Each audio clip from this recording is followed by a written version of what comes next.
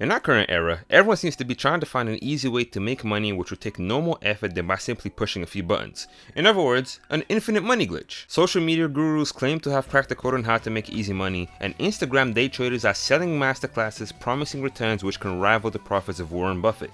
In the end, their only objective is to take the things which you value the most. Some take your money, while some of the others also take your time and your sanity. And in the end, you find yourself at the doorstep of Netflix telling them why they should use your life story as an inspiration for the next season of 13 Reasons Why. Scams exist in all shapes and sizes. Some are obvious to see, whilst others are harder to spot. Here I have a few methods which I will be ranking appropriately based on their effectiveness. Doesn't matter if they're ancient or if they were born in a metaverse, they shall be judged appropriately. So, without further ado, let's get straight to it.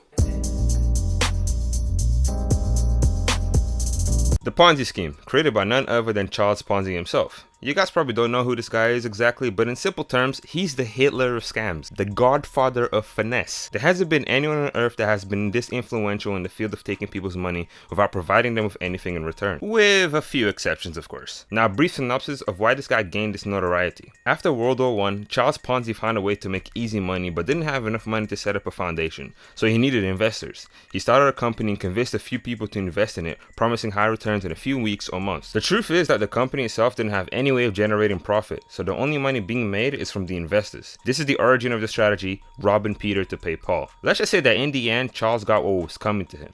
To this day, many scams attempt to create their own Ponzi scheme, one more elusive than the previous, to avoid being shut down by the SEC. And with that, the Ponzi scheme gets an S tier.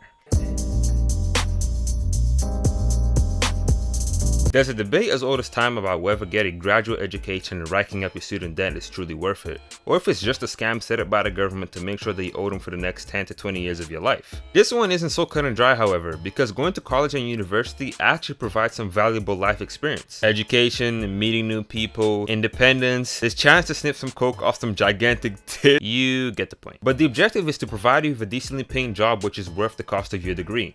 Many graduates, however, don't get to see that opportunity. And then you go online and you hear about how many people are doing just fine even after dropping out of college. I'll give this a solid C. A C for college. And coke. Giveaways. Here's an interesting question I want to ask anyone that's watching this video. How many giveaways have you entered and how many have you won? Exactly. You've probably seen a content creator or social media personality promising to be giving away items of value randomly to a few select people who entered their raffle. Gaming consoles, smartphones, gift cards, rare collectibles, supercars? Yeah, that's new. Many giveaways have been exposed for being faked and being used simply as a strategy to boost their social media following. But in the end, you probably won't lose much even if you enter one of these, depending on the requirements of course. And for that, this method gets a solid D. Yes, the Thot Bots. I don't know which idiot keeps making these accounts and decides to flood comment sections with their horny messages, but clearly they keep doing it because it works. Which makes me wonder, who are the gullible loser who keeps falling for this? Out of all scamming methods, this is the most obvious and not very effective. But the thing about obvious strategies is that it filters out the intelligent from the not so intelligent. This is going into garbage tier. This is a disgrace. Just no. Financial gurus and course sellers, top 5 most annoying people on this planet. These guys are professional dream sellers, professionals at making promises they can't keep, professionals at creating the illusion that you can get to where they are by simply following their unique strategy which school doesn't tell you about. They market themselves as one-of-a-kind geniuses and pioneers at what they do. Most of the times, however, these people don't even make money through their financial prowess, but by actually selling the idea that they know what they're doing. Their true income is the people who sign up for their masterclass, which 9 times out of 10 is basic and worthless garbage. It's a waste of your money and time. Some people even sell valuables to be able to buy some of these courses thinking that they'll be millionaires in 12 months. Look, I could go on for days, but in terms of scamming effectiveness, this gets a B tier. The prices for some of these courses are so ridiculous that the average person isn't going to fall for this, so I can't put it any higher than B.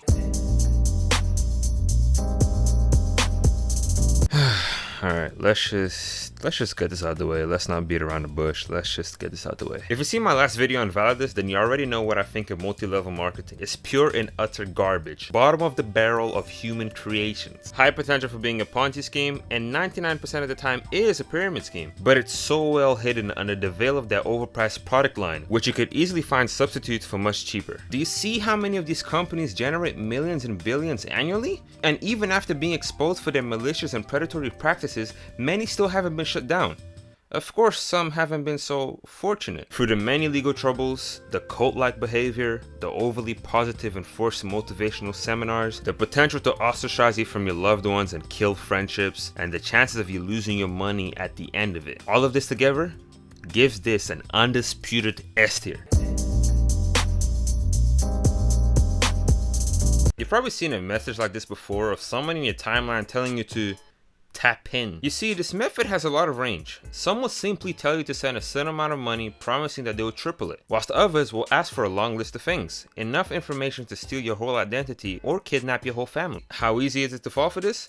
Well, it depends on who's selling the idea to you and how desperate you are for making quick money. Just know that you're most likely entering a world of blue-collar crime. These guys aren't registered LLCs. If they have the information, they'll come to your doorstep. Tap-in methods get a solid B.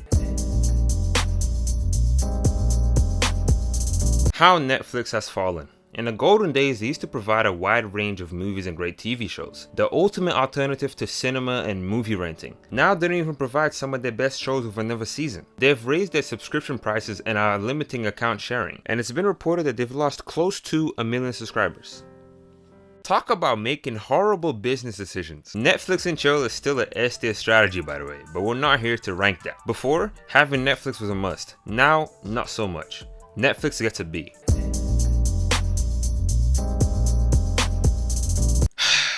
I honestly don't know what to say. I'm not gonna say that NFTs will never have a purpose, but the promotion around the concept is a perfect illustration of what not to do. The fan base is cancerous, delusional, combative, and then there's the recent trend of turning dead content creators into NFTs. If you see anyone with an NFT profile pictures, they're most likely getting clowned for their bad investment. You think it's funny to take screenshots of people's NFTs, huh? Property theft is a joke to you. I'll have you know that the blockchain doesn't lie. I own it. Even if you save it, it's my property. You are mad that you don't own the art that I own. Delete that screenshot.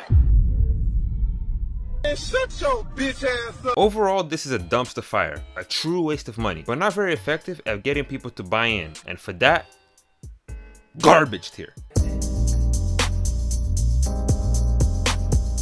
The newer generation won't know about receiving an email claiming that you have been chosen by a member of the Nigerian royal family to earn a large amount of wealth. All you had to do, of course, if you wanted to win the money, was send over your bank details and the rest will be sorted. This was more effective during the infancy of the internet, since people were way more gullible and weren't too aware of scams like this. Many have, however, lost considerable amounts of money. But right now, an email like this gets automatically flagged and sent to your spam folder. It's no longer as effective. And for that, it gets a D tier. The Oil Prince is a very similar concept to the Nigerian Prince, but a more Eastern version. It mostly follows the same concept with a few alterations, but that is up to the scammer. Western Union is always the common method, however. This also gets a D tier.